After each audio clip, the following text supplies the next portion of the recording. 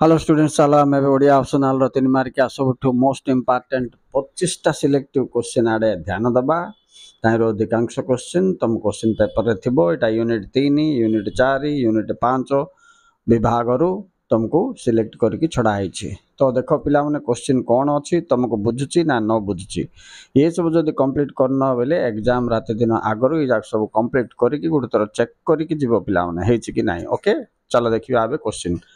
अच्छा जो पिला चैनल को नुआ आस चैनल टी सब्सक्राइब करनी मु पढ़ दउची क्वेश्चन नंबर 1 दीप देहरे सलिता एही प्रसंगर तात्पर्यटी कौन। नंबर 2 सभ्यता रे नंदी घोष प्रसंग कहीं कह जाइछि।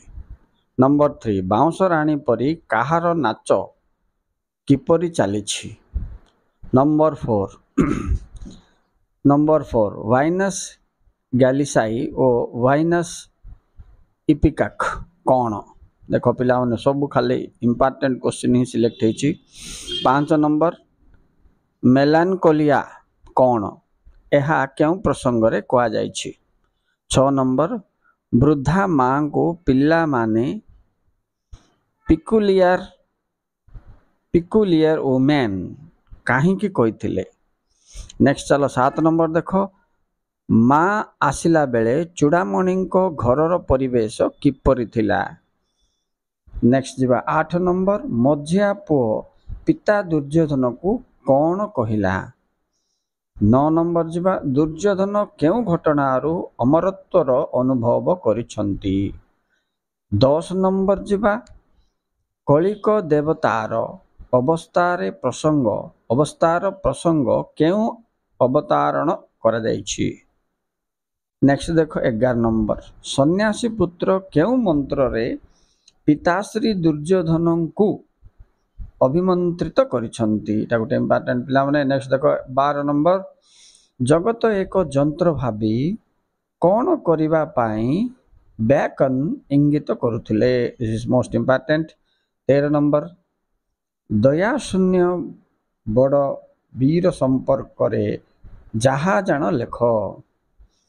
नेक्स्ट 14 नंबर टाइम इंपोर्टेंट पिला माने वीर भोग्य वसुंधरा नीति कौन। राइट। 15 नंबर राजनीति रे मौन सम्मत लक्षण नीति किपरि गृहीत हुए। 14 15 दुईट जगह इंपोर्टेंट पिला माने। 16 नंबर देखो लेखक बाघ चालटी सजाड़ी निय बोली कहीं कहिछंती। 17 नंबर भी मोस्ट इंपोर्टेंट वास्तव उद्देश्य जेते पाप करे आउ केही करेनी यार तात्पर्य कौन। 18 नंबर भी मोस्ट इंपोर्टेंट बाक शक्ति ही ब्रह्म शक्ति कहीं कह जाइछि। 19 नंबर षड़ रिपु दमन करिबा द्वारा की लाभ हुए। षड़ रिपु बोले 6टा दुख पिला माने ये जो दुख गुड़ाक अच्छी आपको किभली भाव में दमन करागले लाभ कौन हम। राइट।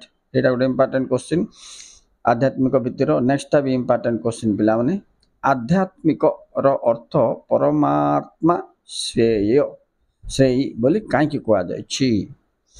कौन आध्यात्मिक रो अर्थ परमात्मा श्रेय बोली कहीं कह जाइछि। नेक्स्ट 21 नंबर भी इंपोर्टेंट पूरा टॉप इंपोर्टेंट क्वेश्चन सिलेक्ट करके दिया पिला माने एकाठी करियार बहुत कष्ट।